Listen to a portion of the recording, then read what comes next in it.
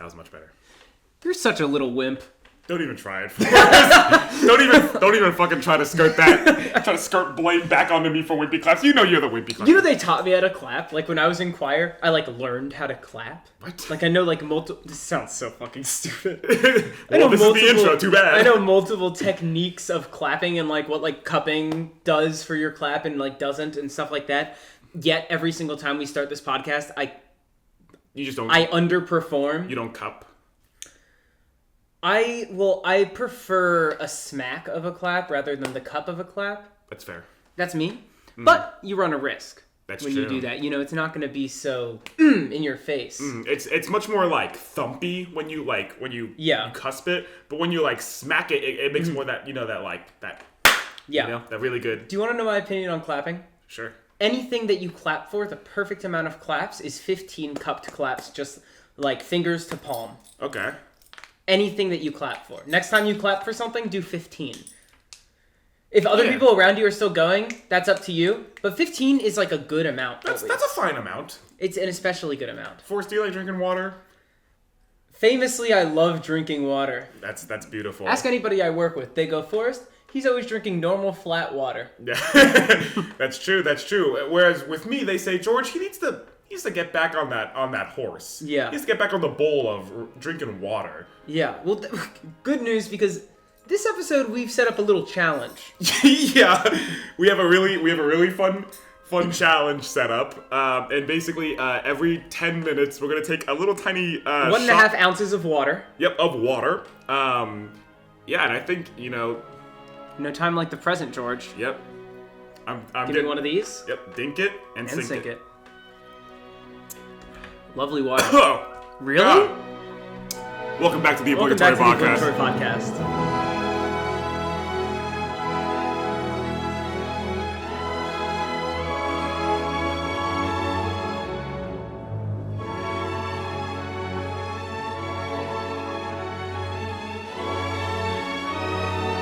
I didn't realize water was that hard on you.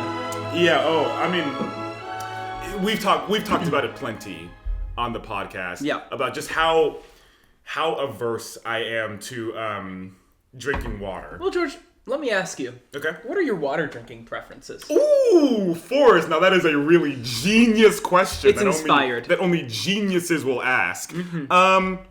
Well, I think we gotta back up a little bit. I used to drink a lot of soda. I stopped drinking soda. Yeah. During that time of drinking soda, I maybe drank every 10 cans. That's a glass of water. George, do you know how fascinating it is to me that you're not morbidly obese?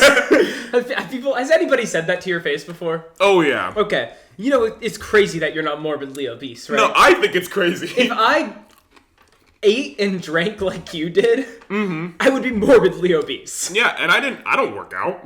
Yeah. I don't do that shit. But and that's what people like to hear too. They're like, I don't work. Oh yeah, I don't have to put any effort into this.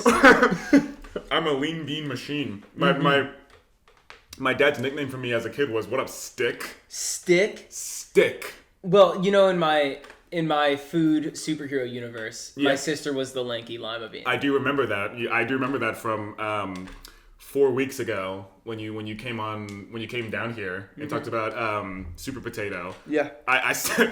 I'm glad that stuck with you. It was invigorating for us. I never think it's that interesting when I talk about it. I really wish that you still had access to those. Me documents. too. Yeah, I think that would be life changing. Yeah, but I'm getting back into drinking water slowly and surely. I do still love my Arizona teas. Yeah, it's basically not soda. Yeah, I mean, hey, it's not carbonated, so it's not soda. So it's better for your teeth enamel. That's true. I like trying to think of the brands of water that I particularly like. You know what?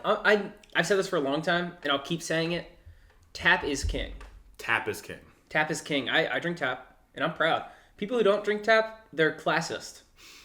I think it depends on where you live. Well, okay, yeah. Obviously, there's some places that you can't drink tap, but consistently, there's water tasting festivals. Competitions. Berkeley Springs water tasting competition. I'd love to go to one. Wow, interesting. I didn't realize you had that off the dome. Yeah. But consistently, tap water places either the highest or in one of the higher rankings, which I find fascinating because so many people will just preach about bottled water, but so much bottled water is just kind of tap water that sits in a plastic bottle, goes through many temperature changes, and is probably full of microplastics. Definitely tastes like plastic. Oh yeah, but I mean, I kind of like that microplasticky, taste. That kind of one that's like, I know it's going to like my liver, and it's ruining me, but I kind of like it. At the same time. Microplastics? I do like microplastics. I'm thinking about opening up a restaurant. Okay. Okay, it's called Micro. Oh. Our tagline: "Where micro shines." How do I sign up for this? How do I go? What are you making this? All we're doing is microplastics. All you're doing is microplastics? Yeah. All of our food, we're going to leave it out in the sun in plastic containers for a really long time. Maybe, I don't know. Maybe we'll, really finely chop up some plastic as, a garnish. Mm-hmm. Make sure you cut up things on a plastic, cutting board. Oh, yeah. So really, get in there, too. So it's hack at the cutting board and the food. Because you know what? Too many people shit on micros. Too many people shit on micros. And look... There's nothing wrong with a micro. There's nothing wrong with a micro. People love micro. That's what my girlfriend says. My girlfriend says she loves my micro. Nobody's ever been upset at the micro I give them. That's why I'm starting a restaurant, to highlight micro, where micro shines. www.changetheworldformicros.com. A famous man once said that my dick's the size of a needle, but I fuck like a sewing machine. I don't know how that applies to this. That doesn't apply at all, George. Oh. Please let's not get crass. Sorry. I like smart water. Makes me smarter when I drink it. I used to love smart water, and I think it's just because of their whimsical branding. Yeah, because I had it within the past 2 years, and I was like, this just isn't good. It tastes like blood to me. Oh, you were telling me about about this. Yeah. Can you elaborate more on it? Most bottled water tastes extremely minerally and irony, which translates into a blood flavor for me. What's ironic about it? You suck. People keep telling me that I have an iron deficiency. I don't. It's not that. I don't think it's a medical thing. Probably. As far as I'm concerned, that shit just fucking sucks, dog. I don't know. Like iron and water? No, it's just I don't really it's called hard water. Oh, okay. There's hard and soft water. Hard water means there's more minerals in it. Okay. Is that what's smart water is? I know that's Fiji. I don't know. I haven't done my research. You know that one guy who's the water sommelier? No. Okay, well, you know what a sommelier is? Yeah, I know. I know what it is. I don't know who this one guy is that you're talking about, but it's this guy on TikTok. Yeah. And apparently he's employed by restaurants around the world to pick out bottled water for them. But he goes around and he just ranks water. He tries very expensive bottled water. He tries normal bottled water. He tells you what water is good, what water's bad. I don't know. I think it's kind of a grift. But also, definitely water tastes different. No, absolutely. I think one of my toxic traits is that I think I don't drink a lot of water, or I didn't drink a lot of water, but I don't try out different water bottles. I know which ones that I like, and I get those. Usually, I just use my Brita filter because that's literally perfect. That's everything you ever need. It's sifting out the quote unquote dirty shit in my sink water and making it clean for me. I don't need to buy bottled water. But when I do, if I'm out in public, I'll get a smart water or I think it's called a core, the core water bottle. Oh yeah, really those are weird. I mean, I just like the idea of having a lot to drink of water. You know what water is underrated? What water? I think it's Ireland Springs or Irish Springs. Yeah. It's very cheap, but it's pretty good. That's what my family got something springs water. Yeah. Acadia water? My family got a lot of Acadia water. Yeah. And then that one water bottle that has the deer on as the logo, and he's looking at the camera oh, my family would get a lot of those. But no, I think that those videos where people would taste test the water blind and then I think I could do that. I think I could do that too. I think mine is a little bit more baseless because I don't drink water, but I think I could. I definitely think if someone was taste all these waters, and then I'm gonna rank all these waters, and then I'm gonna blindfold you and see if you're telling the truth, if you can really tell these apart, I think I could do that. And there might be a certain amount of hubris there. There's definitely a certain amount of hubris there. But I don't know. It can't be that hard. No, it can't be that hard because, as you said, water tastes different. Yeah, it definitely does. Dasani, I stand by this. Dasani is dry. Dasani, well, it has sodium in it, so it leaves you more thirsty. It is dry. Yeah.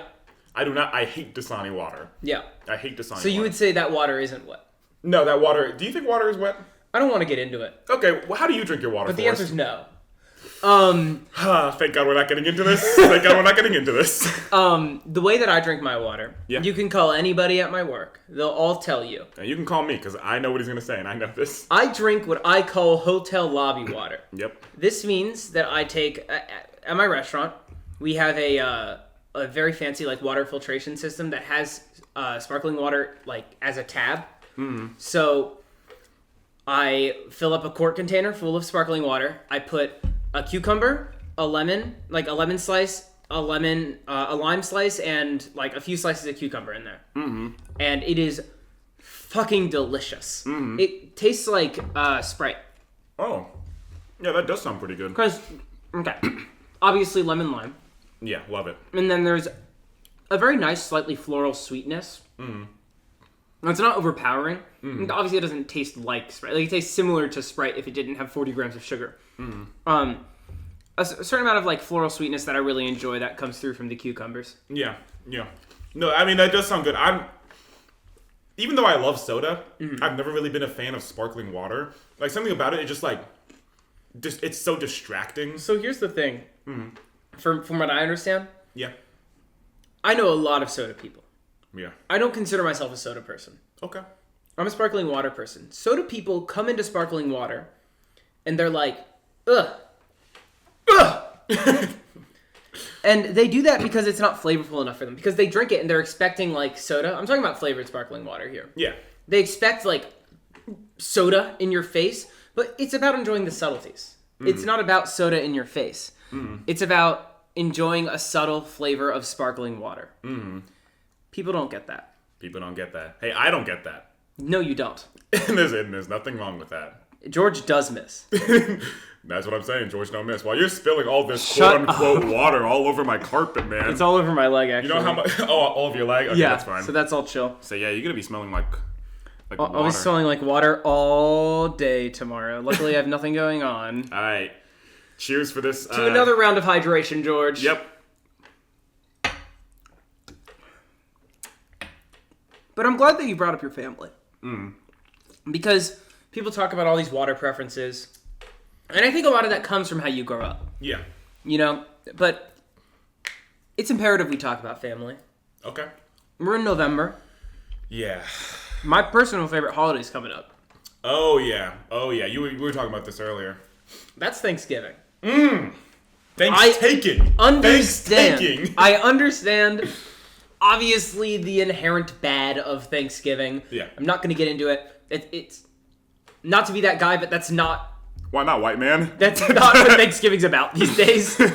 Nobody's celebrating the quote-unquote peaceful treaty of Native Americans and pilgrims on Thanksgiving. They're just eating a bunch of food and indulging. Yeah. That's what Thanksgiving is. Mm.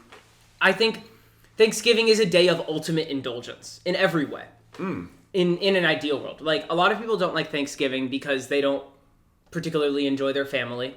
Mm. Or I think they don't celebrate it properly. Mm. But Thanksgiving is not a family holiday. Okay. In my opinion. Mm. Thanksgiving's a day to be with people that you really, really enjoy. If that happens to be your family, that's great. You know, like, awesome. That's fantastic. If that's not your family, I don't think that's who you should be with on Thanksgiving. Mm. If it was up to you, you should be with people that you really enjoy, that you cherish, right? Yeah. That's what it's about. Yeah.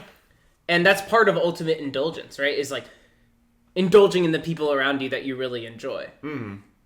But also a massive part of Thanksgiving is obviously sitting down and having a meal. Ooh.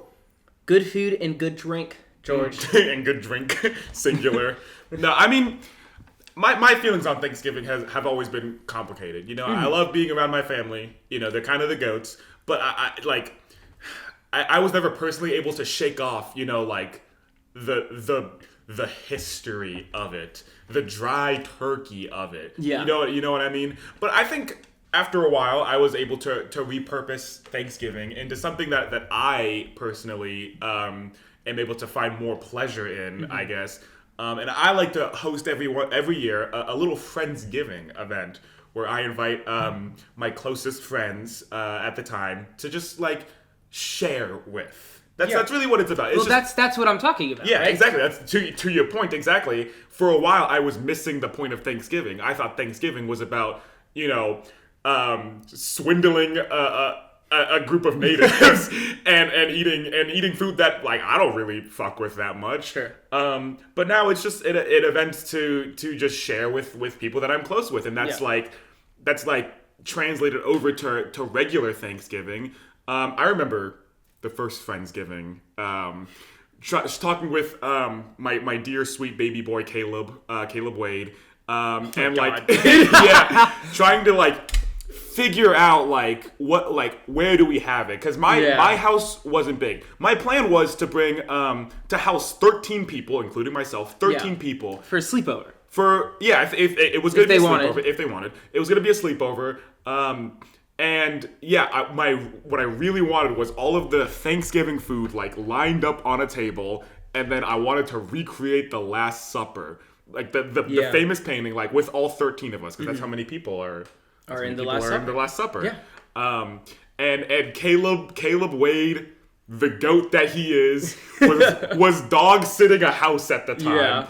Yeah. He asked the owners. Mm-hmm. He got permission. Well, he asked the owner, "Can I have some friends over?" And they said, "Sure." And they already said like when they were like giving him the house, they were like, "If you want to have like a couple friends over to play with the dog or like have food here, like we don't care." They were like, I think they're like family friends or something like that. Yeah, I don't know if they anticipated 13 imbeciles storming the gates and playing on their hoverboard and wrestling with the dog and sticking forks into the electrical plugs, I don't think they were anticipating that happening, but Caleb did get the go-ahead to bring some friends over. And he brought some friends over. Yeah, and we have a beautiful, beautiful picture. Mm-hmm. It's genuinely like, it like the last time I was looking at it, it looked like a Renaissance painting a little bit. I mean, obviously, we're all in like regular, like modern clothes and all of that, but our positions, our poses, like where we are, it's really well executed. It is really like everyone's so dramatic in it. And there's like people are like looking at each other from across the room, and Jack's like looking at the camera. Oh, it's so fantastic. Beautiful. It's genuinely one of my favorite pictures that like I've ever been a part of. And I think that was a really good like event that you threw. Like that was a very fun like thing that you did, Thanksgiving is a very powerful way to get a lot of people in a room. Mm-hmm. Right? Because everybody's off of work, most likely. Mm-hmm. Everybody's like off of school, most likely. Yeah. Like other people don't really have things to do unless their plans are already made. Mm-hmm. So Thanksgiving is just that kind of like that time of year where you get to see people that you don't normally get to see. Yeah. For me, at least. Yeah. And I a little bit want to harp on Thanksgiving food. I love... Oh, yeah. We're going to get to that, obviously. I love the season of fall, George. It's my favorite season. It's my favorite season, too. I think it's very beautiful. Yes. I think the weather normally is very good. Yep. Not this year, but yep. And I think that fall cooking is some of my favorite cooking. You have like... I also really like summer cooking, don't get me wrong. Summer cooking, very heavy on produce, very light. A lot of the time, maybe a little spicy because of the heat, that kind of thing. You have the opposite, which is winter cooking, which is very heavy on not a lot of like green and maybe like some fermented or like cured products that would last. Like traditionally that would last into winter that they don't have to farm. Big ham, yeah. Like a lot of fermented stuff. Yeah. Pickled things. But fall is this kind of really good in-between where you have a little bit of produce, but the weather's a little colder, so you're kind of cooking heartier food, and there's a lot of fresh herbs involved. That's my favorite part. Is I love sage. Ooh. I think that's one of my favorite herbs. I really like... I just like the vibe that fall cooking gives off, and because of that, we kind of like, I don't know. It's just a whole table full of like some of my favorite food. You got, I don't love turkey, but I do like a whole roasted poultry. If you treat it right, you brine it a few days ahead, and then you cook it and it's still moist, like you cook it properly. Yeah. It's extremely delicious. That sounds good. You have mashed potatoes. Love mashed potatoes. I didn't used to, but I really fuck with pie these days. Pie's very good. Mac and cheese. Mac and cheese. I love mac and cheese. I love cranberry sauce. I also like cranberry sauce. Don't prefer canned cranberry sauce. I prefer to make it. I think it's extremely delicious that way. You know what was my favorite Thanksgiving dish growing up, which isn't like a regular household like a national dish as far as I know. Like the people I talk about it with are like, oh, we didn't have that at Thanksgiving. But my dad used to make deviled eggs for Thanksgiving. Ooh, I fuck with deviled eggs. That really, like, deviled eggs are one of my favorite food. And I think it's because, like, every year, it's like, that was always, like, my favorite thing. You know, like, they take the egg, like, the boiled egg yolk out and, like, mix it with the mayonnaise and the mustard and throw some spices in there. And, like, I'm eating it and I would get, like, half the plate. Oh. And my family would just let me. They're so easy to pop. That's the other thing about deviled eggs is, like, you're at an event, a function, and you walk past the deviled eggs and you're like, you take a little peek, you grab one. Yeah. You walk past the deviled eggs. Oh my god, how did I find myself here again? Yep, I'll grab a second. There are two in my hand. Nom.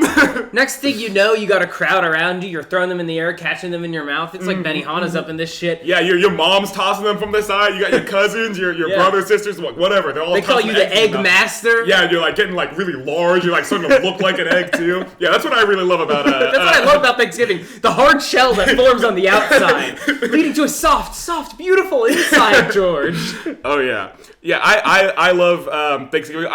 One thing about Friendsgiving, just to reel it back to that a little bit, is that I guess before this year I didn't really cook a lot. You know, I've still been trying to keep up with my like once a week, you know, something new that I make. But with Friendsgiving here, and at the first Friendsgiving, but Friendsgiving here, it's like I have everyone bring in like a dish of their own. You know, each person comes in with like their own thing that they made or bought. And I get to like try a bunch of like new shit, or I get to try something that like my friends made, which doesn't that doesn't really happen here at VCU. Yeah. I think it might have happened in college generally. I think it's hard to do. I mean, obviously I went to culinary school, so it's a little different. But even then, you know, like it's expensive to cook. It is. And I think it's very intimate to eat something that somebody else has made with you in mind, right? Like for me, that's certainly like a love language. Like if I cook for you, like you probably are special to me. Yeah. That's like a way that I want to like nourish you, right? And so I think that's a thing for a lot of people, where like that's how they'll show that they appreciate you, or how they show that like you are special to them, is they'll spend the time, they'll spend the effort. Water o'clock. Water time. Water o'clock. They'll spend the time, they'll spend the effort, and they'll really like go out of their way to do something for you. I think that's amazing. That is very beautiful. Sorry I spilled the quote-unquote water all over the table. All you do is make fun of me for spilling water and then spill your own. This guy fucking sucks. Dink. So... I also want to talk about... Hey, George, what is up? I also want to talk about... Dude, I don't know what was going on with that water there. I think it went right down the wrong pipe. I also want to talk about Thanksgiving, and I think the power that meals have, generally. I think that every special occasion in life is not... Okay, this is a massive generalization. I think that most special occasions in life are over a meal, or dignified by food. Because, you know, you have a birthday, people are like, let's have cake. Or they're like, oh, maybe we got to a fancy meal. You have an anniversary. Let's go celebrate. Let's go indulge in these senses that we have. I think a lot of what I enjoy in life these days, as a very intelligent young man, is like a controlled amount of hedonism and a controlled amount of indulgence. Yeah. And I think that, like, food is one of the ultimate ways to do that. Yeah. So you're sitting at a table over Thanksgiving with people that you care about, people that hopefully you love, and hopefully you really enjoy, eating food that maybe you wouldn't normally eat because it's not necessarily healthy, but is hopefully extremely delicious. Yeah. And when food is good, it stirs conversation. Yeah. You know, like when you're over a special event or something like that and you have a bad meal, it kind of, for me, like ruins it. Mm-hmm. Like if I go out to like a birthday dinner and I'm like, this food wasn't great. Like that's like, oh man, like my night was worse. Yeah. But if you go out to a birthday dinner and you're like, wow, this food was incredible. Like your night will likely follow suit. Food can sometimes make or break like an outing. Yeah, because you'll have a good time if you have good food. You could talk about the food and that's a conversation starter and it's a way that you can share culture with people. That's why, I assume that's why you like when other people bring their own dishes, because I think you have a lot of friends from a lot of different like backgrounds. That's true. And they try to bring in food like from that background. Yeah. It's just like it's just very special. Like one time my friend hosted a potluck. She wanted it to be like a once a month potluck. It only happened in January, so hey, that is once a month. That was once a month. Exactly. That's the joke you were making. I'm sorry. It took me a second to process it. This water is just really getting to me. For sure. But no, yeah, it's just special. Like we don't do that often. You know, we don't cook for each other like often, especially like, and we aren't able to all be together often. Yeah, it's special when you carve time out for somebody. Yeah, exactly. Especially like being in college and all like being in extracurriculars on top of our classes, or like for me and a couple of my other friends, like being in shows or like just, multiple of them. Yeah, having all the time. Yeah, having like just other obligations. So it's just like having those times to just like be with these people that I've really like grown and like cared about like over the years. It's just like really special. We recreated for VCU specifically, and my friend group here, we recreated like the Last Supper freshman year, but we wanted to like switch it up every year. You know, the second year we did that one famous painting of Thanksgiving specifically, because the Last Supper ain't about Thanksgiving. No, it's just about some little known fact. It was just about some cool dinner party that happened. Some cool dinner party that happened in the year like zero. Yeah, I and think. It ended like really weirdly. I think the vibes got ruined. Yeah, I'm not exactly sure, but I heard someone farted and like I heard on the cut grapevine. the cheese. Heard on the grapevine that the vibes were really bad at the end of the night. But we did that like one painting that's like, you know, it's like the grandpa and the grandma like holding up like the turkey, and then like people like the rest of the family is like off on the side. We recreated that one. For this year, I'll edit that out. Don't. Okay.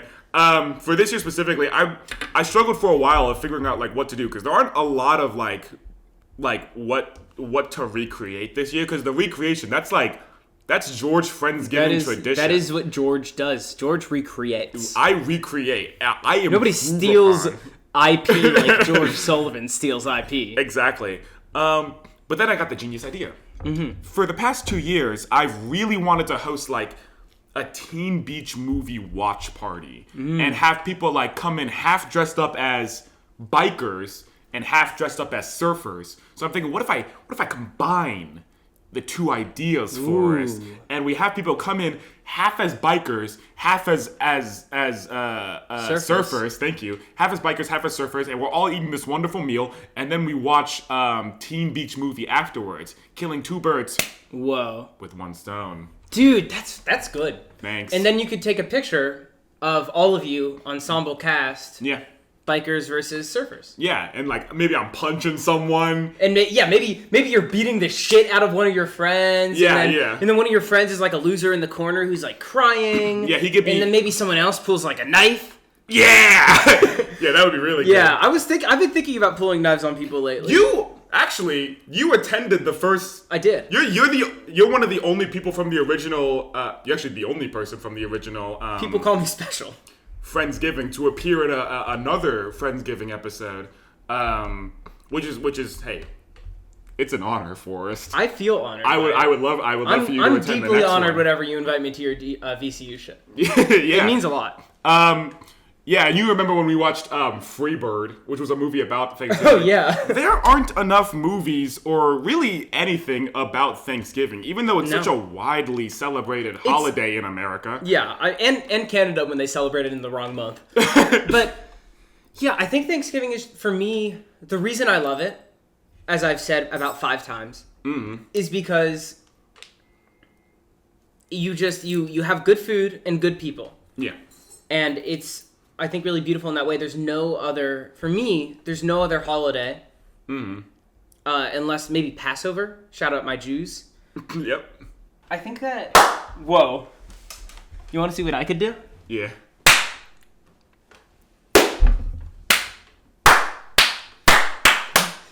That's what I did to your mother last night. So anyways... Got him! But after me and your mom hooked up...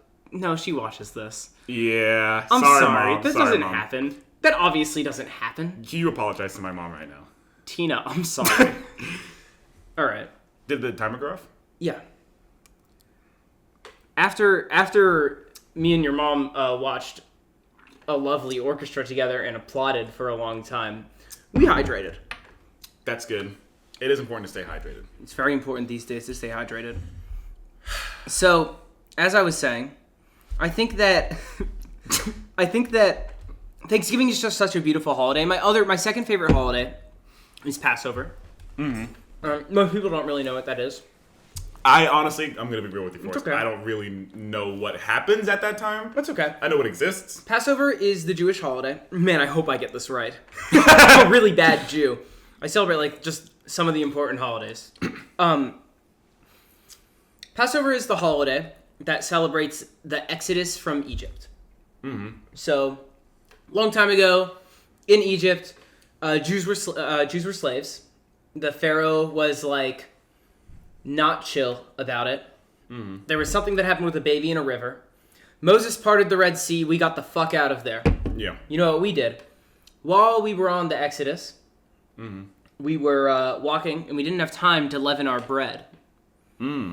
So allegedly, people were carrying dough on their backs. And while that happened, they were, it was baking on their backs, and that's how we get matzah, that really big cracker that Jews like.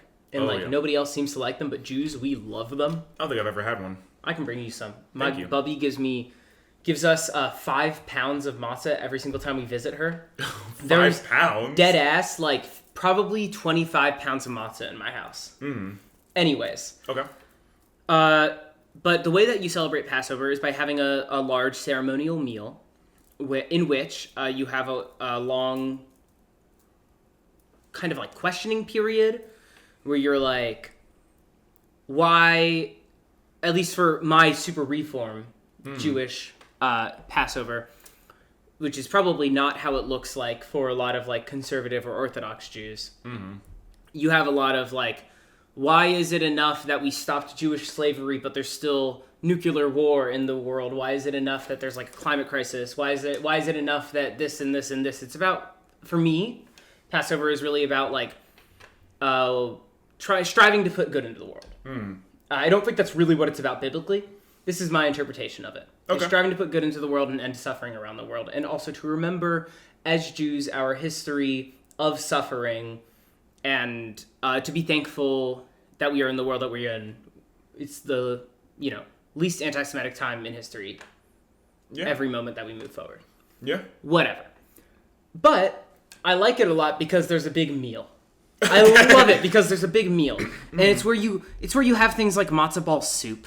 You always have a brisket, and it's like Thanksgiving but Jewish. That's the only way I can put it. It's like Thanksgiving but Jewish, and it's so fucking amazing. That sounds good. What do you guys eat during that time? What are those events like? There's a few ceremonial foods. There's a platter actually. And I don't remember all the things that go on the platter, but as you're saying the ritualistic shit throughout the night, you're supposed to eat parsley that's been dipped in salt water to signify the bitterness of suffering and the tears of your ancestors. Cool. You're supposed to eat charoset, which is apples and red wine and some warm spices mixed together. It's actually one of my favorite foods in the world. You're supposed to hold up the bone of a lamb shank. It's all these different things. I'm sorry, I don't mean to interrupt you right now, Forrest. This is not kind of a non sequitur. I'll make this quick, I promise. No, it's okay. You said the word ancestor. I was recently in a staged reading of a show that was actually written by the teacher or the professor that I have name dropped multiple times on this podcast, his name is DT. Oh, our favorite one. Yeah, I was invited on to work on a show that he actually wrote himself. It was called Elysian Fields. I played a very small character. His name was Deacon Samuel. Oh, that happened? Yeah. Okay, last time I was here, you were talking about it. Oh, yeah, that happened. That's amazing. How was it? It went okay. Well, I say it went okay because I think I could have done better. Yeah. Because we all had to do like Southern accents. Right. You know, we all had to do Southern accents. And I don't do a good Southern accent. It's hard to do a good Southern accent. You just heard me do a Southern accent. It's hard to do a good Southern accent. We have a good friend who thinks that black scent is a Southern accent. It's just true. It's close. But yeah, that happened. Like the show itself was very good. I think it's a very good show. I think it's long. How long is it? Well, we were there for 4 hours, during the performance. But it's a scripted read-through, right? Yeah, so it's naturally going to take longer. It's going to take a little longer, but that's a pretty long time. That's a hefty play. Yeah, and it's about a very serious subject, right? Yeah, it was like 7 years after slavery. It's about like religious comeuppance, I guess.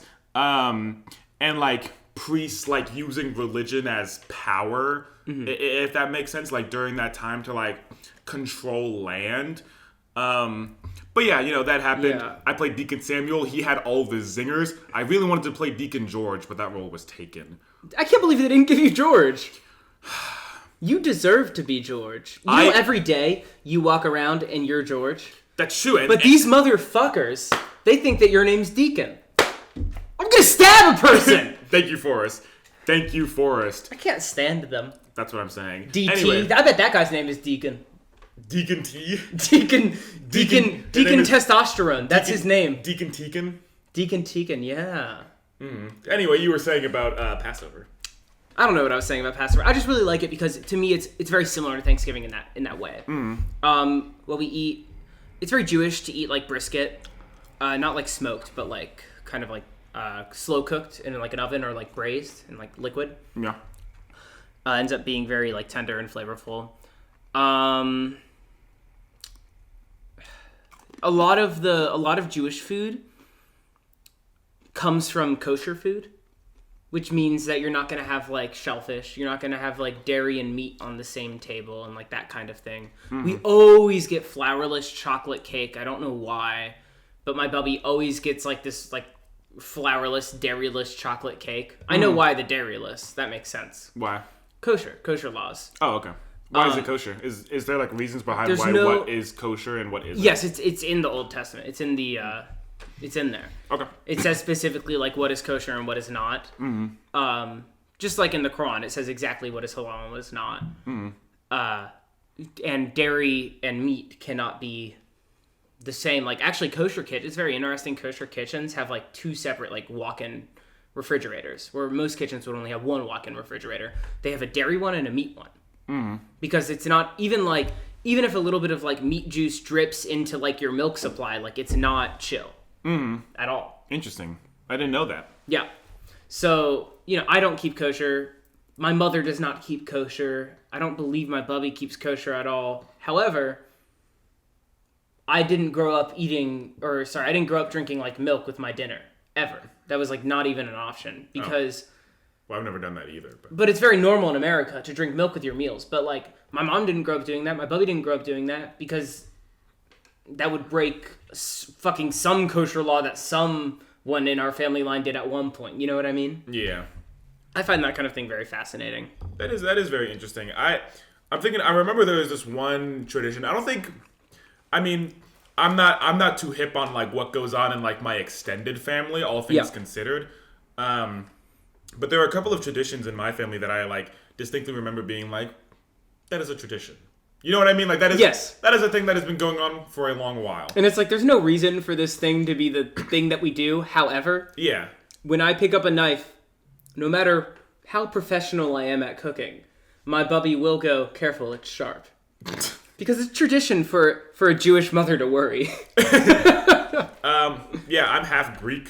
Yeah. You know this, Forrest. I make fun of it all the time. Yeah. I would never make fun of your black side. No, I mean, that's like But that Greek side is dirty. That's a sacred cow. My Greek side, have at it. You know what I mean? That side's dirty as fuck. On New Year's, every year, we like make a cake or like a pound cake or like just some big like bready dessert dish that the whole family eats, and a coin is placed inside of it. Oh yeah. Does your family do this or no? But that's a thing similar throughout the world in like New Orleans and stuff. They'll have like that king cake where they put the little babies in there. Yeah, it's interesting that stuff like that is found around the world. With us, it's a coin, and one year I did get it. Oh my god, you got the coin? I had good luck for the year. Did you feel it? It was one of the worst years of my life. What year was it? It was sophomore year of high school. Oh, my sophomore year was awesome, so I can't relate. That's good. And then another tradition. Boy, I remember. My grandma one year. She has passed away. But my grandma one year bought this red like necklace, for a white Christmas event like that our family had. And it was like years and years and years ago. Ooh. And so like must be time for hydration. Okay. I'll pour it myself. And I'm not gonna fill up my thing. I'm just being so fully honest with you. It's okay. Not every day is the day for you. That's true. Alright. Dink it. Hashtag hydrate. Everybody out there, take a sip of your water. Someone today, our last guest, she told us that sometimes she falls asleep to us. Yeah, it's really interesting what... I found that to be a very high compliment. I did too. I don't know how you felt about that. Because I can understand, like, hearing that and then being like, oh, well, that's a little weird. But personally, I think that's a very high... As someone who falls asleep to YouTube... Yeah. I think that's a very high compliment. It's one of my dreams. For me, that made me very happy. I don't know how you guys, our lovely 50 listeners ever, listen. I'm actually very thankful for that. Yeah. I think it's awesome that we have that many people. Like, I think it's actually a ridiculous amount of people to be listening to, like, whatever amount of bullshit that we talk about. Yeah. For, like, whatever reason. I don't think that... I don't know. Whatever. It's weird. But it's cool. But I found it especially, like, flattering that this person came up to us and was like, yeah, sometimes I fall asleep to you guys. And that, like, we're calming. You know what one of my friends said? I already told you this, but the audio listeners don't know this, so I'm going to say it again. One of my friends said that she listened for a while. Listened to the Obligatory Podcast on 2x speed. And that it was funny because we sounded like two Ben Shapiros talking to each other. Is it because I'm Jewish? I think it's because you're Jewish. Yeah. I think it's just because I have a naturally high pitched voice, so I like when it's going. Is your voice higher pitched than mine? I think it is a little. Yeah, I think a little bit it is. Sometimes I listen to my voice and I'm like, wow, that is just different than I think I come off. Oh yeah, it's rough editing this podcast. Yeah, for us. I'm gonna be doing it this next month. I think it will be like a little just weird. Like next 2 weeks. Yeah, I'm happy to do it. Oh, you know that. Oh, I know you are. Don't worry. We shouldn't be talking about this on the pod. It doesn't matter. I'm gonna send you we're very hydrated. Yeah. I'm gonna send you like a long document tomorrow. Not a long like a 2-page document. Just like very long. Just things to remember or just the things to implement when editing. Don't worry, George. I'll do good job. And then you'll do good job. I'll do good job instead of bad job. I also just have to send you like some of the like the intro. Yeah. Like the intro I have to send you and like the outro. Yeah, it's all that shit. But I'm too hydrated for it. I think it'll be a good time. I'm personally actually very excited to edit this podcast. I listen to a lot of our episodes. Ooh, have you ever? Okay. I didn't say the tradition. I didn't say the last tradition. Oh yes, what is that? Yeah, she bought this like red jeweled necklace, and she gave it away for white Christmas, and the person like everyone just thought it was so ugly. And no! Yeah, poor yeah. That's Greek for grandma. Yeah, poor yeah. And then like every year, the person who got it would like re-put it like out into like the thing with like along with their gift. Yeah. You'll also get this red necklace, and then the next year you have to. It became a tradition to re-gift? To re-gift that Dude, red necklace. imagine being the person who gave that originally. Is it just fugly? Well, I got it. Do you have it now? Yes, it ended with me. Do you have it here? No, not here. Darn. I think you'll have to show it. Actually, I think it was because like I left for like college, like afterwards. Yeah. So like I didn't go to Christmas. I didn't go to the Christmas party that year. Right. Because I just didn't want to. Sometimes it's not the move. I don't love Christmas parties. So it did just end with me, and I did end up getting like a giant like blanket like hoodie thing. You know the ones? Oh, dude, you know those the ones are I'm fucking. Talking about? I have one of those. I got that from my work when we were still at the hotel before I went to college. Yeah. One of my coworkers gave that to me for like a white, like a, whenever you like do the names in a hat, Secret Santa. Yeah, we do that here with my friend group. I don't know if we're gonna do it this year though. I think we're gonna try and do it this year at work. I like Secret Santa. As somebody who doesn't fuck with Christmas like at all. Yep. I celebrated Christmas for like the first time when I was in my senior year with my girlfriend. Mm-hmm. That was like the first time that I like did Christmas. Yeah. Like I have a very distinct memory of like sitting at a Christmas tree with her and being like, I'm doing Christmas right now because I've never done that. Yeah. It was kind of nice. It was like weird though. Yeah. But what I wanted to ask you is when you brought up like Greek stuff, I feel like I've never really asked you this. Like, do you feel like your mother is first generation Greek? No, like our grandparents were from Greece and they moved here and she was born here. So is that first generation or second generation? Okay, yeah, it's first generation. Do you feel like you identify with like Greek culture in a lot of ways? Like, do you feel like you grew up Greek? I know you went to like Greek Orthodox church and all of that. And I did go to like a Greek like school to learn about Greek culture and I didn't know like that. Greek language. When you were like young? It was really young. It was like a blip in like the history of. Are you able to understand any? Not anymore. Okay. I did a while ago, but like we just didn't have like the money to keep like it's going. very expensive. Do you wish that you were able to like identify more with that? No, not. I guess it would have been like cool to like, because like I have cousins who are like 100% Greek. Yeah. And they're able to like speak and understand, and they like they know how to cook Greek dishes and all that. And I just like I can't relate to that like really at all. But I do objectively think it would have been really cool to like have learned about like this aspect of like my family. Yeah, I mean, Greece is one of the oldest like standing kingdoms in the world. You asked if I identify more with my Greek side, and it's complicated being like half black. And because race is such like a this I didn't expect. Let's go for it, man. Fucking go for it.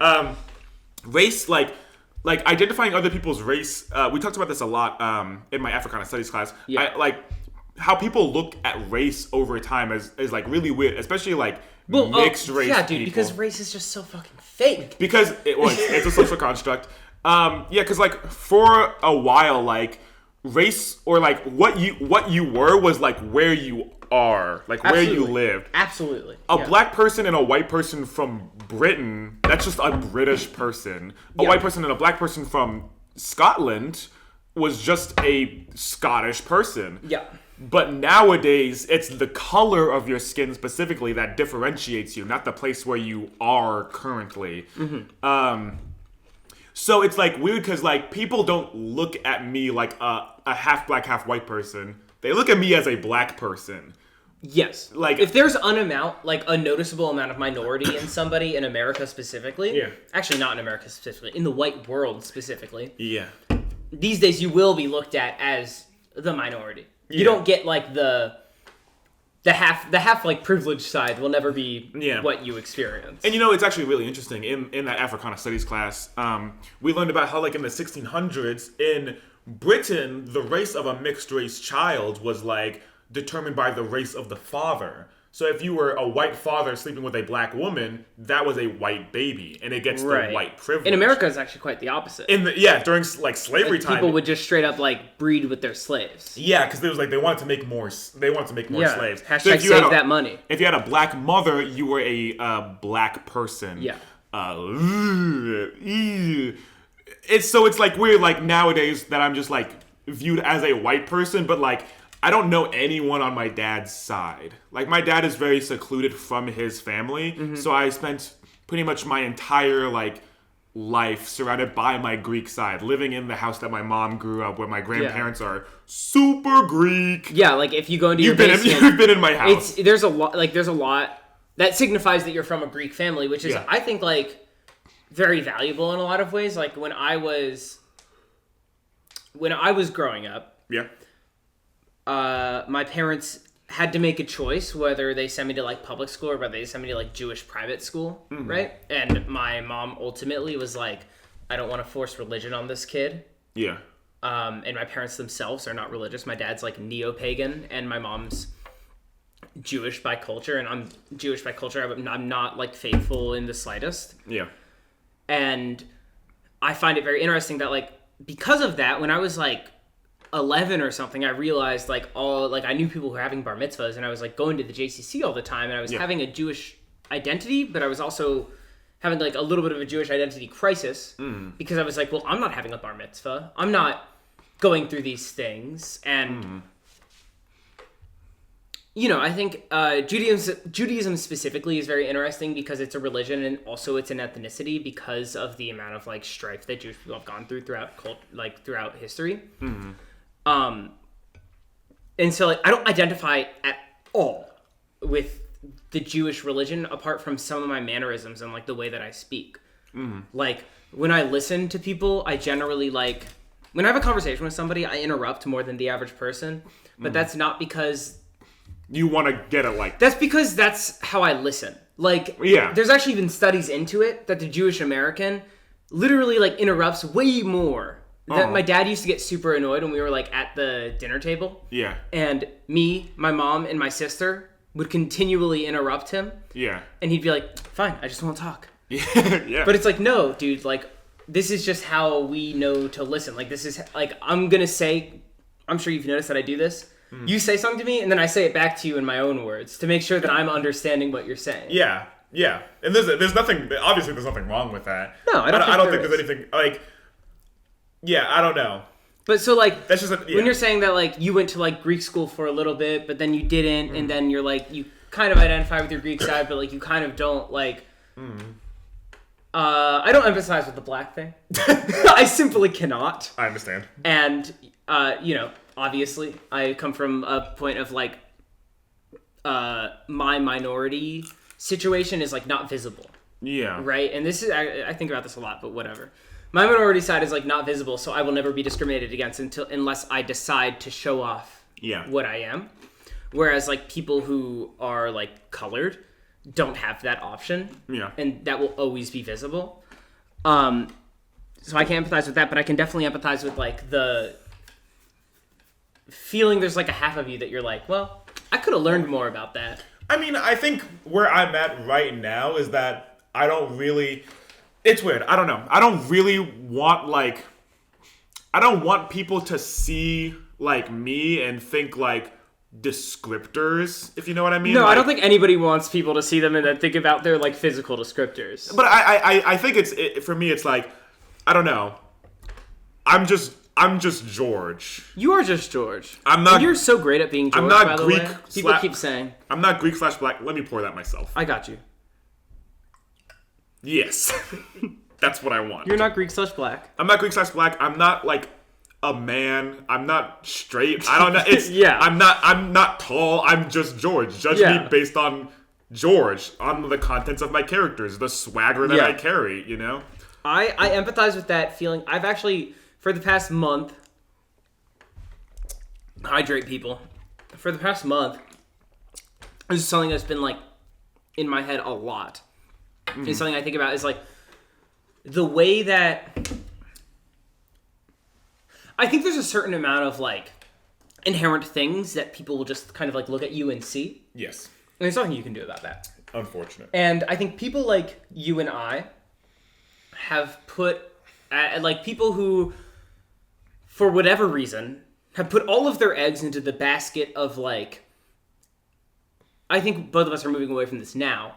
But from a very young age, put all of their eggs into the basket of being like some guy who's like kind of funny. Yeah. And will like entertain at a moment's notice. Yeah. Which I think, both deeply enjoy and both have felt like a certain amount of like, animosity towards. Yeah. Like a certain amount of resentment for. However, I think overall it's largely positive as to the effect that it has on the people around us. However, I think that there's this like way that you want to present, and for me, I can't help but think about it as like a character that you put forward. Yeah. Even though I don't really think that's what it is, I think that I'm putting forward myself. However, the way that I'm like intellectualizing it is by putting forward a character. But the way that like you present and the way that you want to be thought about is like, yeah, I'm putting forward this person who's like pretty unserious and like will come across as like relatively like manly enough to get like the privilege, but not like manly enough for people to be like, yeah, that guy's macho. Yeah. Like I try to go out of my way to not be perceived as like particularly manly because I really don't fuck with that. No. However, I'm not willing to give up the privilege of being a man. It's just unfortunate that we get to like not benefit. Not at all. Yeah. I mean, there's a certain amount of there's a certain amount of stuff that like I personally would not want to give up. I understand. And so you're like playing this like value system in your head. So I'm like, I think about it like while I like walk to work. I'm like, okay, so I'm like putting forward this person who's like pretty deeply unserious and like pretty deeply like this way and that way. Mm-hmm. And I think that maybe everybody does that. Oh, I mean, I do it. I think you know that. I mean, I know you do it. I talked about it a little bit. We've talked about this offline a lot, I think. Yeah, and I think I touched on it quite a bit actually in our revival episode. But like for the most part, yeah, you know, I deeply relate to the idea of like changing oneself to like be better perceived in society. Yeah. Especially as someone who is widely perceived as black and having to like carry myself differently. But I think I'm getting to a point now. Oh, and that's also something that is getting touched on a lot in the show that I'm working on right now here at VCU. It's called The Flick. Yeah. By the time this episode comes out, it'll already have been over. Whoa. But yeah, it's just like the idea of like code switching is really weird, and I don't think anyone will ever get to a point where they never code switch ever. Like it's subconscious. I think code switching is so deeply human. Yeah. Like it's just like if you're around the people that you're around, you're just like there's been studies on this. Like you're just gonna act a little differently. If you're like if I'm around people that I knew when I was like 11, I'm gonna act differently than the people that I know like now in my professional life versus the people that I met when I was in college versus like my family. Absolutely. Yeah. It's nothing to be like ashamed of, but it is something that I do want to work on, you know, like, because I think you relate to this too, Forrest, of like throughout like middle school, high school, early college of like code switching too hard into like not necessarily becoming a different person, but becoming someone that like you simply don't really recognize. For a long time, I felt like I definitely lost myself in the person that I was presenting. Yeah. These days, I just feel like I'm very deeply, unapologetically myself at all times. Which I do want to say that I respect and appreciate a lot. Like you've grown a lot from like, you know, the person, like we didn't really know each other super well in middle school or whatever. But I kind of think that that was the best way to know me when I was in middle school. Yeah. Because when I was growing up. Yeah. And I was like watching shows that were a little bit out of my age range. So I was like trying to figure out what to expect for the future. And I was like going through whatever like I felt like I was going through at the time. Yeah. I was like, okay, how do I live life in a way that is like fulfilling? And I looked towards TV. Yeah. This was like the way that I understood the world. It's like I looked towards TV. Mm. So I was like, okay, so I'm watching what? So I was doing What's Up, Brother, like sketch. What is up, brother? What's up, brother? Oh, this reminds me. Shout out Joe. I was told to shout you out on this podcast. What is up? You're day one. Shout out Joe. You a bro? Nah, she's not a... She's a bro. She's a bro. Anyways, I would like watch Glee, and I saw like Finn give Rachel a promise ring. This is something a lot of people know about me, is I gave out a lot of promise rings when I was like 12 to like 15, because I didn't really know what that meant. Yeah. I just knew that there was a step that you take in a relationship, and it was... You say that you, like, first, you say that you love somebody. Yeah. Second, you give them a promise ring. Uh-huh. And I wasn't quite sure what came after that. We broke up. Okay. Like, with all of these people. Okay. And I think that it's very interesting that throughout this, like, time in my life, I was, like, very heavily identifying with TV shows, and I was very heavily identifying with, like, what you saw on TV was what you get. Mm.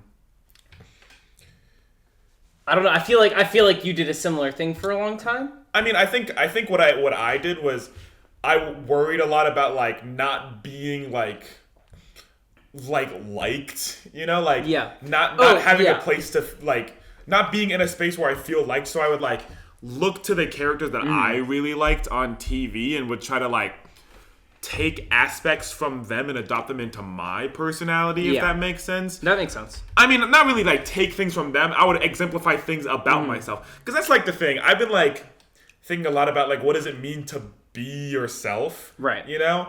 Like, because DT, my teacher, really shook me to my core. And a very close friend of mine, Elizabeth, shook me to my core and been like, what is the true George, you know? Yeah. And I think for a while I was really like toiling with that, like toiling like a witch or something. Do you feel like when you're on like a one-on-one hangout, you act extremely differently than when you're on like a group hangout? Yes, in a one-on-one hangout. Yeah, go ahead.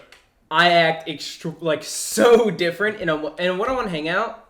I'm not a person that like has a lot that I keep to myself. I'm extremely open, and I prefer to be that way. I think that is the way to be. However, when I'm on like a group hangout, I'm like, oh well, now's my time. Now's my time to like be the guy who's gonna be like the quippy one or like something like that. I mean, for me, it's like something very similar, but kind of the opposite. Where I'm like, in a one-on-one, I'm like, this is my chance for me to really like be myself, I guess, like to be George and like connect with this person on a deeper level. I feel the exact same way. In a group setting, I'm like, I'm going to take a major step back, not be too much, and just like be zinger guy. Yeah, exactly. But like, I think you, from I mean, just like how you described it just now, it seemed like you were excited to be that guy. But I think for me, like, I like being in a group setting. I get excited to be and that. I like making the squad laugh. Don't get me wrong. Yeah. I love getting the whole squad laughing.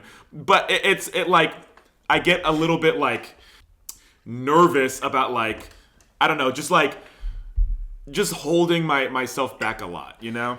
I think that for a long time, I was extremely excited to be that guy who was like, the guy who made the whole squad laugh. And Another water drink. Everybody, if you're at home, fucking hydrate, you bitch! Anyways. Do you think we actually have majority female audience? Really? Yeah. I checked our Spotify recently. Well, is that just Spotify or is that... Why am I doing that? YouTube. What are you doing? Nothing. You want more water right now? I don't want more water. When I was... So, there was a long time that I wrote my college essay on this. Did you know that? No. On the idea of being addicted to comedy. Uh-huh. The idea of being addicted to, like, making people laugh. Yeah. Of like viewing that as like a value system and viewing that as like how I derive value in my own life. A self-worth system. Yeah. So like when I'm in a group setting, like there's a long time that I like kind of resented the idea of like, okay, I'm in a group setting, like now's my time to perform. Yeah. I've kind of come around to where I'm like, okay, now's my time to enjoy something that I enjoy giving people. Yeah. Which is specifically the idea of something that's funny. I think that laughter is like one of the most powerful forces in our life, which sounds really silly when I say it out loud. But however, it's just the truth. The way that I identify laughter is I call it involuntary happiness. Yeah. Because that's what it is. Yeah. You are no matter how you're feeling in life, in that moment, you're happy. In that, like, very slight moment where you're laughing, you're smiling, and there's nothing else you can do but quite literally, physically, and mentally be happy because something made you laugh. I think that's one of the most powerful forces in the world. I remember, like last year, someone very, very close to me was feeling very distraught, and she was like, she was like crying to me, and I was being there for her. And I do think one of the most important things that you can do when that's okay, the lamp fell. That's okay. It's okay. Audio listeners, the lamp I'll fell. Grab it. And now Forrest is leaving me, and I'm scared. It's okay. Yeah, and she was like crying, and my dear friend Daniel got me this Kirby beanie. Yeah. And I was like wearing it again for the first time in a year. I can't wear beanies. Well, No, the beanie was too small. Your hair and Beanies your don't be beanie, working. it's not the move for you. But she was crying, and I think as I was saying, when someone is crying, it's very important to just listen. Absolutely. And I know you agree with me on this. When people, something that really pisses me off, Forrest. Something that really pisses me off is when someone is crying and someone just keeps talking and talking and talking. Shut up! This moment isn't about you. This person person needs to get their emotions out. That's what crying is. You're like feeling so many emotions at once that you just need to get them out, and the only way you can get them out is by crying. Dude, just let it happen, and it's okay. Crying is healthy. It's okay to let it happen. I remember one of my dear friends was crying in freshman year because she just got broken up with her boyfriend, and someone there had also recently suffered from a breakup, and they were imposing a lot of their own feelings onto it, and they were just talking and talking and talking and talking, and at one point the person crying was like, dude, you are not helping me right now. And I was like, yes! Fucking dude, tell it to the man! Get to a point to where somebody else is like, dude, right now I'm crying and this isn't hype. Is such a far point to get to. But anyways, I was consoling this friend. I was just being there for her, and at one point, I said, as she was crying, you notice when people cry, they it reaches a valley, and then Absolutely. It starts going up. Yeah. When it starts going up, you throw in a little joke. Absolutely. I said, Forrest, I says to her, thank you for not making fun of my beanie. And she wipes away tears and she goes, it looks so dumb. And we both laughed really hard. It was probably one of the most special moments in our friendship relationship thing. In moments like that, I think that a lot of people will call that bobbing for air. Right? Yes. You're very deep into a conversation and something is very heavy. Mm-hmm. However, in this moment, somebody is able to provide this person with involuntary happiness, and although they're crying, laughter is such a powerful tool and mechanism within the human psyche that there's no option but to be a little happy. Yes. There's nothing else you can do but be you know what? That was a fucking good one. Yeah, that was a fucking zinger you just slung, and I can't help but smile and force air out of my mouth. That's so powerful, and I also think that you can't be funny without a radical sense of empathy that comes from a deep level of hurt at some point in your life. Yeah, I think that I think that's the only way to really get this radical sense of empathy that you need in order to really quote unquote do comedy. Yeah. And so because of that, when you're helping somebody who's going through something rough and they're feeling all of these things, it's you're feeling this sense of radical empathy. Oh yeah. I hate this term. I hate this term so fucking much. Radical empathy? Yeah, because people like Shane Dawson who were yeah, I'm an empath. Oh, do you just hate the word empathy, or is it radical empathy that you dislike? I hate the word empathy. That's fair. But I think it's just I love the idea of empathy, and I feel as if myself that I am an extremely empathetic person. However, when I express that, I feel like Shane Dawson on his apology video saying I'm an empath. I feel like you just hate the bastardization of the word, because I think it has been taken to such a place that the original meaning has been I feel like someone in the TikTok comments being yeah, dude, I fucking understand what you're going through. Yeah. And it's you're the fucking worst person in the world. No, you don't. But there is something to say again about bastardized phrases. Laughter is the best medicine. That's it is just true. It's absolutely true. It's there have been so many times in my life where I've felt very hopeless and very sad, but then maybe like a YouTube video or something, or maybe like a really funny movie, or something like Community, which came into my life at such like a pivotal moment of deep depression as well, like pretty much like took me out of it and like gave me a place to escape. And just like, and now it's like my favorite show of all time. It's just like, it's crazy what like shared like, not trauma, like just sharing in this moment of like cutting the tension between two people, which is something that's like insurmountable. And it like, sometimes I like wonder, what is it like to just, this sounds very dickish, but what is it like to not be funny? I don't know. Like, what is it like to not be able to like be, anybody who heard that and thought for a second, what is George doing saying that, has no idea what you're like in person. You're an extremely funny person when you want to be. I think you're also, something I appreciate about you is that not only are you funny, but you're funny in the right way. And what I mean by that is you're funny in the sense that like you're able to know when to be and when not to be, which I think is something that a lot of people are missing. Is like, for example, you for a lot of your life have gotten cast in a lot of like comedic roles, right? Whenever you're doing theater, people are like, George, that guy's funny in real life, therefore he would kill this comedic role. And that's absolutely true. You're extremely good at playing a comedic role. However, lately, you've been focusing on trying to do, like, dramatic roles. And I think that that's, like, one, good for your, like, expertise and your, like, devotion to your craft.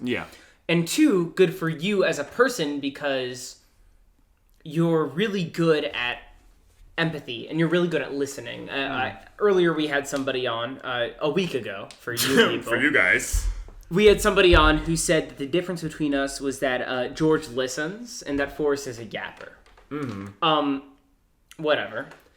But I think that's absolutely true. Like, George, you are extremely good at listening to people, and then you're extremely good at empathizing with people. And because of that, you're extremely good at knowing when to be funny, which is a completely different skill than being funny. I remember someone like was talking to me and he saw himself as a comedian. I don't know if I would give him the same sentiment in return, but whatever. And like, yeah, he was talking to me and he's like, I think, George, you know what it's like to, just rip out something like really offensive. like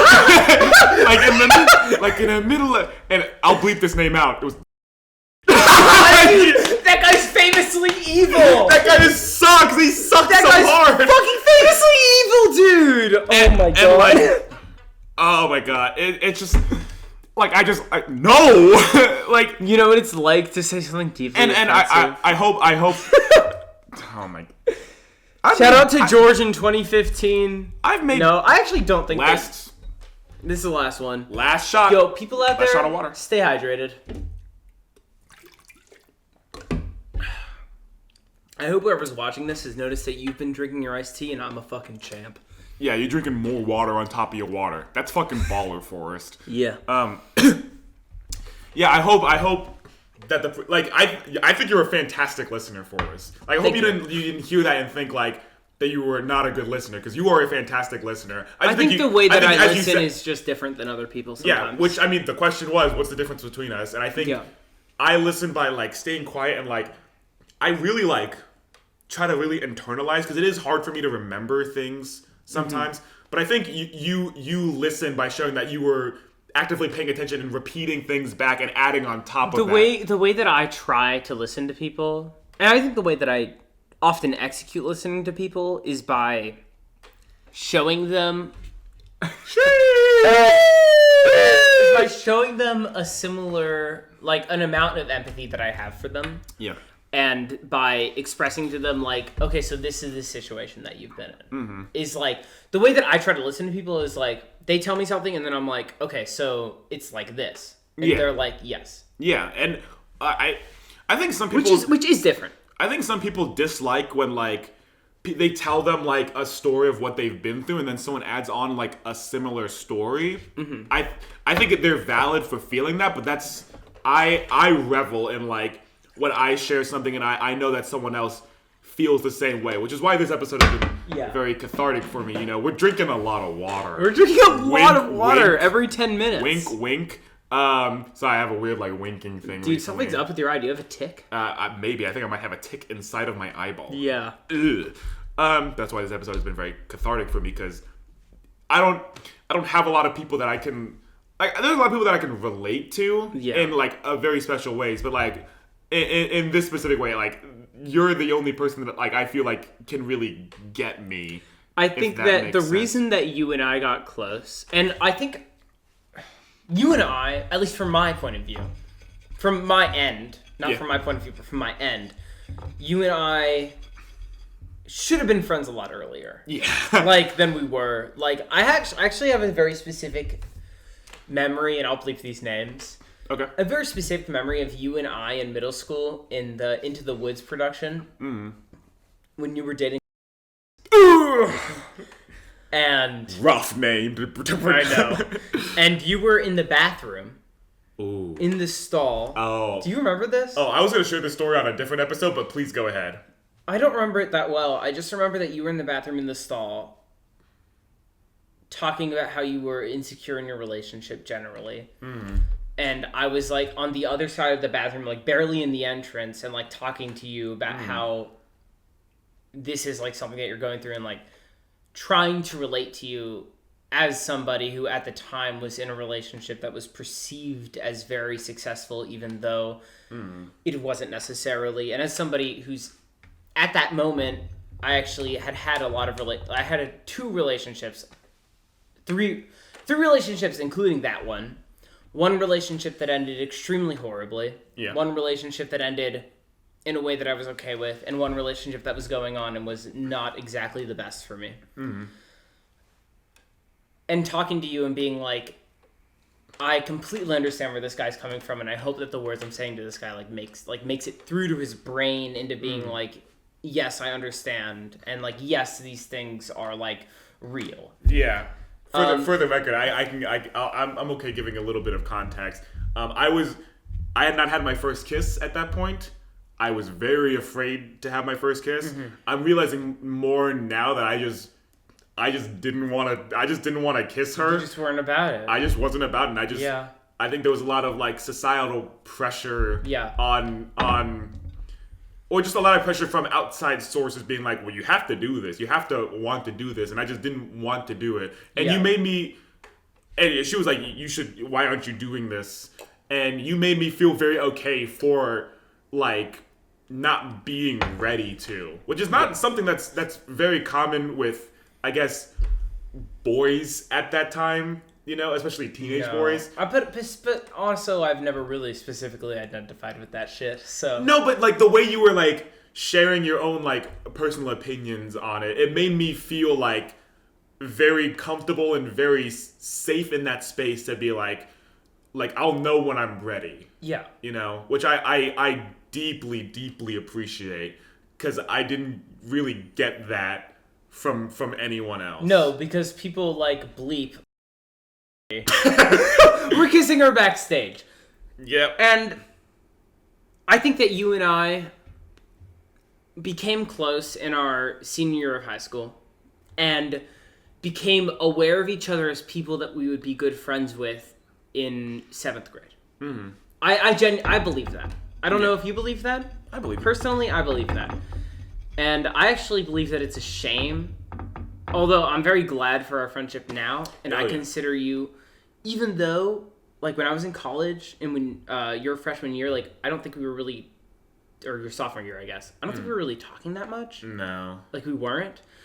And I think that I brought you up in conversation extremely often. Oh, me? So did I. Like, at the time, people were like, oh, Forrest, who's your best friend? And I'd be like, it's fucking George. That is like, it's George. Even though, at the time we weren't talking, I feel like you and I don't think necessarily we've been through similar things in life. Mm. However, I think that we have been through this one particular thing that binds us, which is the idea of performing. Yeah. And the idea of, like, being in a space and thinking, okay, now is my time to make other people laugh. Although that's something I deeply appreciate about you, it's something that I also see about you as, like, something that you have, but at the time, like, in, like, middle school, at the time I was like, oh, this guy is just like me, he needs to work through that. Yeah. And although, like, now when I look at you, I'm like, this guy kind of has worked through that. And throughout the years, seeing you become yourself has been something that is, like, incredible. Thank you. Like, throughout the years of seeing you from, like, middle school to where I described you to my parents as a meme quote meme dealer, a guy who would open up his trench coat and have memes in the middle of it, to now somebody that I perform with monthly, but also connect with deeply and consider my best friend since COVID. I don't know. I think that, like, it's something that we connect on deeply and something that, like, is extremely beautiful in this world where many things have to have extra layers to them. I think that, like, when me and you first started this podcast, for example, I think I'm saying nothing that makes sense. Oh, this is very meaningful, so please continue. When me and you first started this, like, podcast in our summer into going to college, we would have conversations, and we'd hang out quite literally every day after senior year. Yeah. And I would, like, drive you around in my car. And I would think to myself, man, this guy's getting motion sick, but I guess he's down to hang out with me. Oh yeah, I was getting so motion sick for us, but I was just so down. I was just so down to hang out with me. And, like, the way that we would hang out is, like, 2 a.m. in my car, talking about whatever the fuck. And now we are able to, like, relate to each other and do this thing collaboratively, which is the Obligatory Podcast that we both talked about in the car as, like, man, when I used to play CSGO, all these people used to tell me I should be a YouTuber, and you being like, yeah, when I was growing up, all these people used to tell me I was just like the YouTubers. And now we are able to, like, create this weird product where, like, I think you and I are actually, like, fundamentally different people. However, we are connected through this idea that, like, we really are willing to devote some part of ourselves to the idea of making somebody else have a story for life / have an enjoyable moment. Yeah. And that's something that I really, really, really, really appreciate about you. Yes. In a way that, like, I don't think anybody else in my life really, like, matches. Like, I don't think most people are down to go to, like, Mosaic District and dress up in a fucking costume. Like, I know that we did that with 2 other people, but I also know that those 2 other people wouldn't necessarily do that every day of their lives. And you and I would be down to, because maybe one person on the street would tell that to their family over dinner time, and maybe that would be, like, an extremely memorable moment for them. Yeah. No, I mean, I wouldn't be where I am now without, like, looking at you as inspiration. Not to say, like, I idolize you or anything, but, like, you're someone that I deeply, like, respected and cared about, and was, like, I held you in such, like a this guy is just fucking awesome kind of thing, you know what I mean? I'm sorry I'm not as eloquent. No, I mean, that's how I feel about you. I don't feel like I've been eloquent. I feel like I've been extremely hydrated. extremely hydrated talking about this. But no, yeah, I remember those those like late night drives of just like fighting through motion sickness just so I could like just like hang out with you and like come up with like these dumb little like ideas for like, a fucking podcast. The fact that, but like even before we had the podcast, you and I were both hanging out in the car, doing full-on characters to each other, like for like sometimes like 40 minutes straight, just like doing like so fucking needlessly engaged in a bit where like you and I both had our own separate friend groups.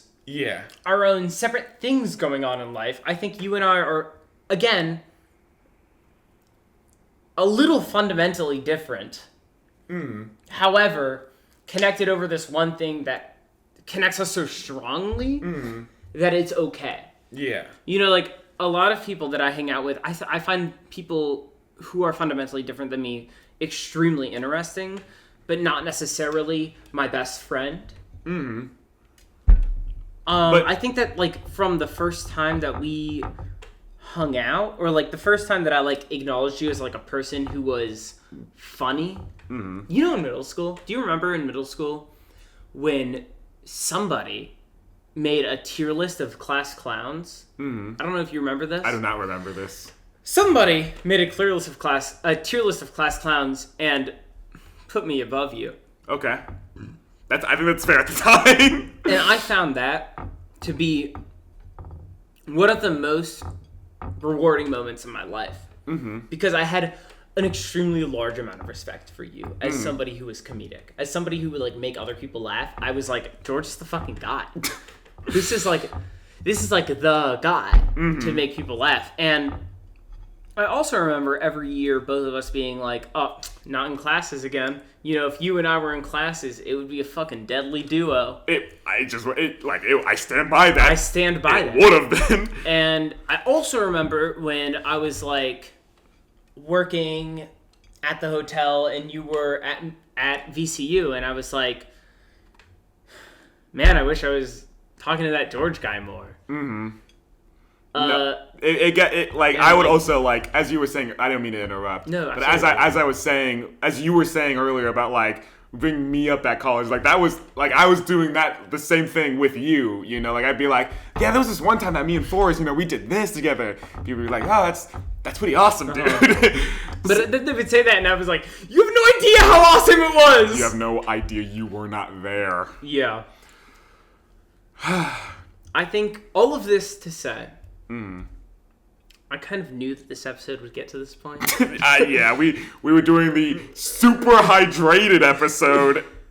But you as a person, I deeply not only appreciate and respect, but also love. Yes, I love you too, Forrest. I love you too. You are. I look up to you a lot. I look to you for guidance. You inspire me to be better every day, and hearing that you're proud of where I am, it fills me with so much gratitude to just have you in my life, to just have someone like you in my life to create with. The camera's dead. The camera's dead. Who fucking cares, dude? Do you want to put it back on? Yeah, I'll put it back on. Yeah, you put it back on. Just to, like. Whoa. Oh, you are super hydrated. Oh, super hydrated, dog. Yeah, just to have, like, you in my life to create with and, like, share these moments with. It's just, yeah. I love you, man, and I cannot wait to create more, to just, like, spend time with. Oh yeah, you gotta hit that record button. Hey, I'm back. We're back. What is up, everybody? To just be whatever. To just be best friends with. Yeah, I think that you are somebody. Man, the listeners so don't care. You are somebody that I am deeply happy. Like I don't really think I necessarily have words, but it's hard. Deeply happy to have in my life, and I think that. Yeah, I don't know. I think that there's